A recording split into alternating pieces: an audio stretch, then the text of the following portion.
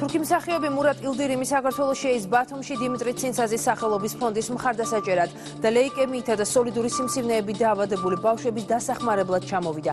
დღეს 19 საათზე მისი პრესკონფერენცია შერატონში გაიმართება, მოგვიანებით კი სასტუმროში ინტურისტი საქველმოქმედო ვახშამი მოეწყობა. შემოსული თანხმები მთლიანად დიმიტრი ცინცაძის სახელობის ფონდის ანგარიშზე ჩაირიცხება. ხვალ თურქიმსახიობი უკვე თბილისში ჩამოვა, სადაც ასევე საქველმოქმედო ვახშამი გაიმართება. მე ჩამოვედი ლეიკემიით დაავადებული ბავშვებისთვის.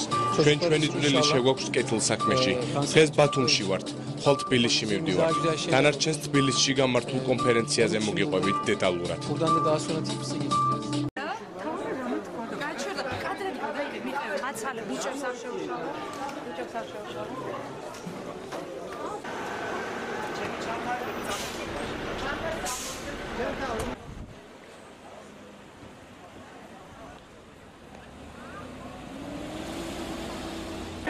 Görevimiz devam ediyor.